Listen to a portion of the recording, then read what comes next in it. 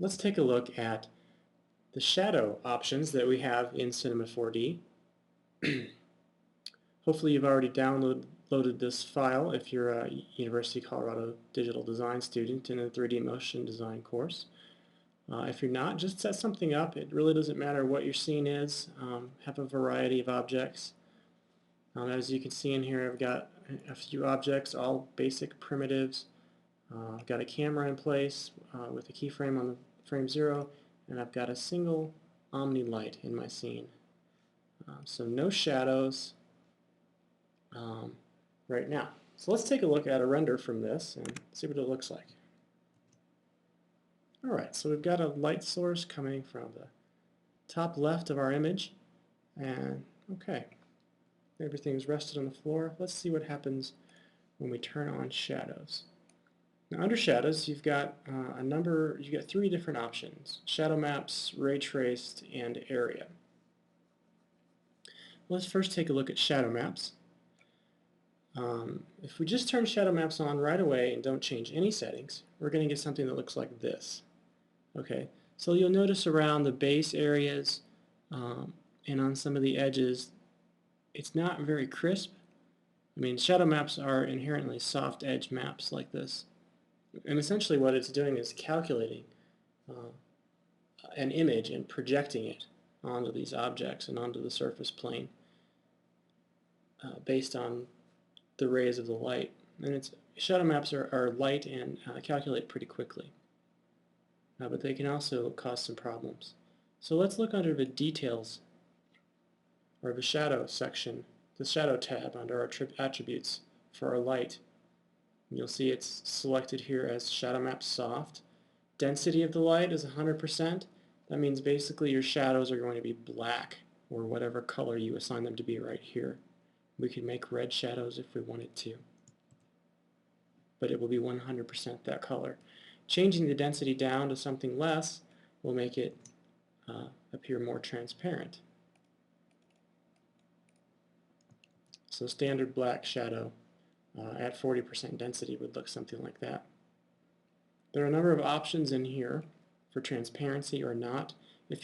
What that essentially means is if you had a transparent object and this button's checked, it will calculate the transparency.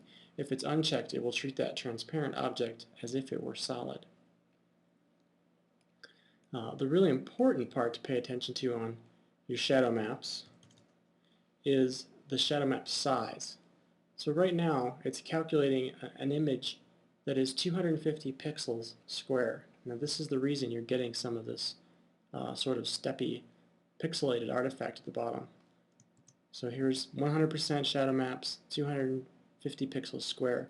Watch what happens if we change this to 500 by 500. So you notice it's cleaning up. Something else you're going to notice as we keep stepping up is it takes just a bit longer to render. So ideally you probably want to keep your shadow map size when you're using them somewhere around 1000. You'll probably be pretty happy with that.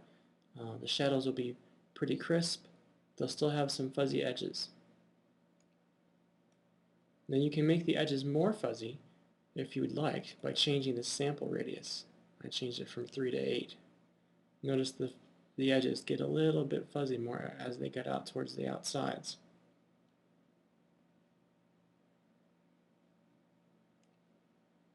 So this is shadow maps. You should come in here and play around with these settings, do a bunch of different renders, and see what you get. Now you can go back to General, or you can stay on this Shadow tab and change the maps here. You still have the same options. So let's go check out Ray Traced Shadows. Now you notice you have a lot less options under Ray Traced. Let's just look at it as it comes in straight away. So you'll notice it does say hard, and a ray traced shadow is very hard. It's just a very straight, as if there were no diffusion of light whatsoever, straight shadow from the light source. So you get a very, very hard edge, sort of a cartoony look. But again, you can calculate transparency. It's just that you won't get any soft fuzzy edges. They'll always be this hard crisp edges. Something to keep in mind with ray trace maps is that when you have more textures in your scene and you start working with reflections and things like that, ray tracing can be a render hit. It can slow down your render times. So it's something to be aware of. And again, you do have a setting here for making it less opaque, so you can get a better feel that way. The other type of shadow that we have is area. Now the area shadow doesn't have a whole lot of options, a little bit more than the ray traced, but one thing that the area is really good at is mimicking real true life shadows. So notice it's actually going to calculate the rays, and it's going to look at proximity of objects both to the lighting source and to each other. So if you look at a real object in space and look at the shadow, you'll notice down towards the bottom of an object, the shadow will be sharper, and farther away from the object, the shadow will be more fuzzy.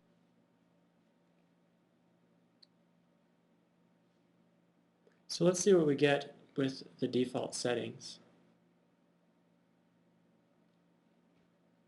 Now notice the rendering is taking considerably longer, but you do get much more realistic shadows. There's a lot of sort of noise in the background, and this is caused by the sample rate. So right now minimum samples is 8. If you wanted to get rid of some of that noise, you could turn it up, say to 15 or 20. Let's try 16. And you'll notice the render time is going to be even slower now, most likely, but it won't be quite so dotty. It'll be a little bit more clear. So you can continue playing with that samples number, and that will affect how much noise you have in the background. Something else to note with area maps or area shadows is that it does matter how close your light is to the object.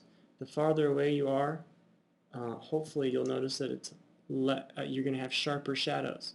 So it really does mimic sort of real-world lighting.